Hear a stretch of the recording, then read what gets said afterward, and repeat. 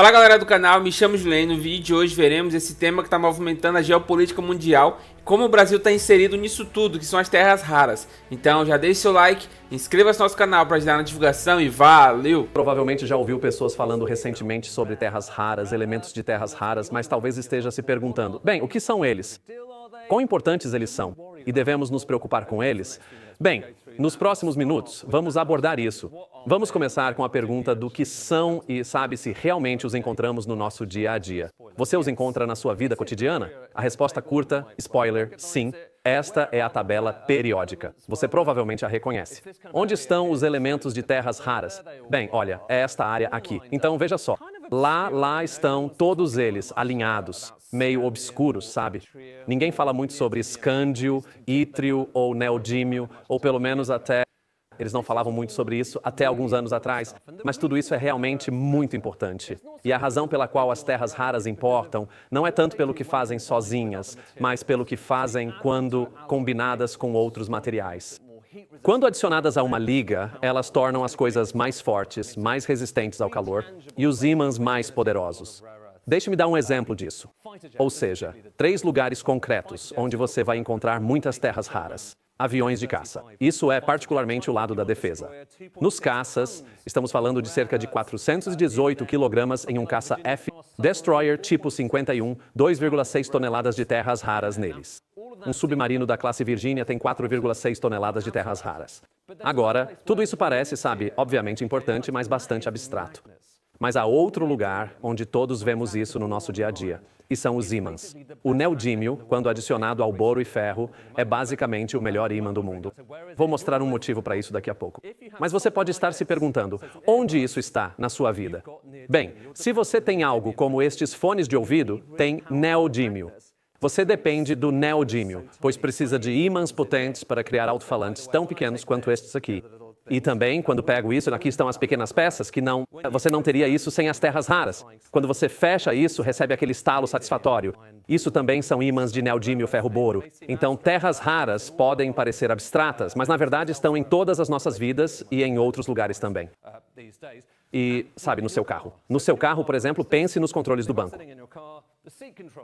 Poder levantar o banco, movê-lo para frente e para trás se for eletrônico, bem, isso é um motor. É um pequeno motor de terras raras. Poder levantar janelas elétricas e fechá-las, isso são ímãs de terras raras funcionando lá dentro. Depois os airbags. Existem até terras raras nos airbags também. Em outras palavras, se você não conseguir terras raras, está em apuros. E não é só dentro dos carros também. Quer dizer, pense em uma fábrica de carros. Os motores dos robôs. Isso também são terras raras. Você precisa desses ímãs superpotentes para fazê-los funcionar. E não é só isso também. Está nos veículos elétricos, certo? Então, este é um motor de VE. Você pode ver o cobre ali. Tem aquele enrolamento de cobre. Mas dentro da maioria dos motores de VE, você tem muitos ímãs também. E esses ímãs são ímãs de terras raras. Então, é tudo invisível, mas é muito importante. Mas mesmo olhando para minérios de qualidade, a China tem bastante, 44 milhões de toneladas. Mas também existe muito no Brasil, onde não estão extraindo tanto no momento.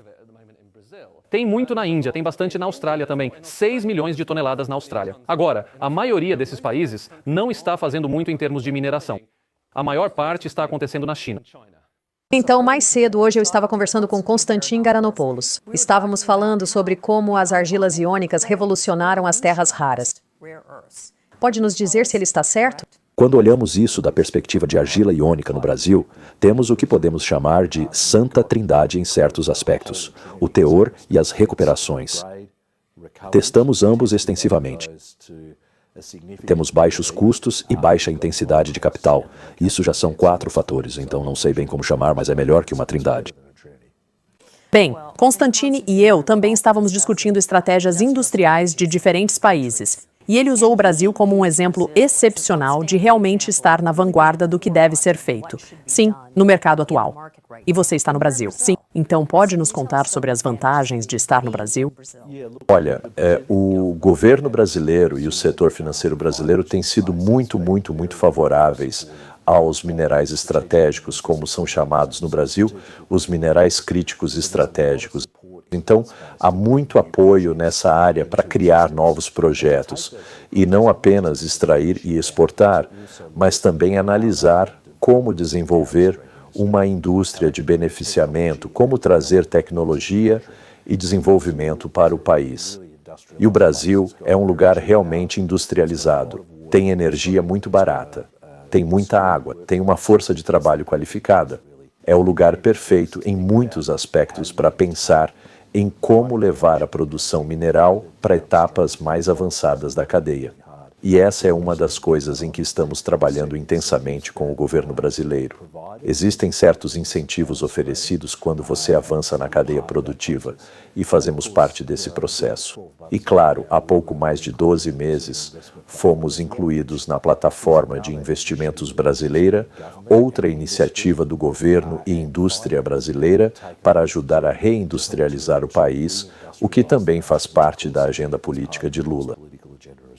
Muito bem. O presidente Donald Trump e Xi Jinping da China concordaram com uma trégua comercial em outubro para remover limitações nos envios de elementos de terras raras.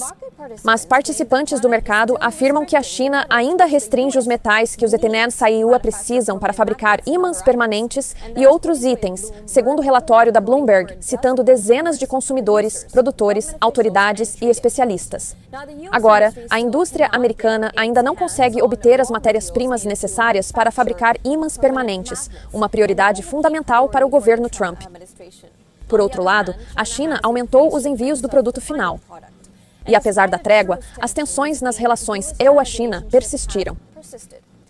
Quando o acordo foi anunciado, Trump disse que isso significava que a China havia removido de fato várias restrições. No entanto, ao limitar entregas de matérias-primas, Pequim dificulta os esforços dos EUA para desenvolver sua própria indústria de transformação de terras raras em ímãs.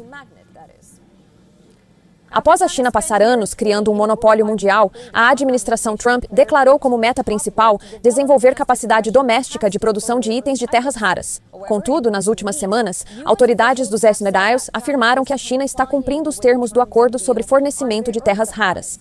Dados oficiais chineses mostraram que o fornecimento de ímãs para o Zepoluaire caiu 11% de outubro a novembro. Porém, as exportações da China ainda estão acima dos níveis mínimos observados quando Pequim as limitou em abril, no auge da guerra comercial.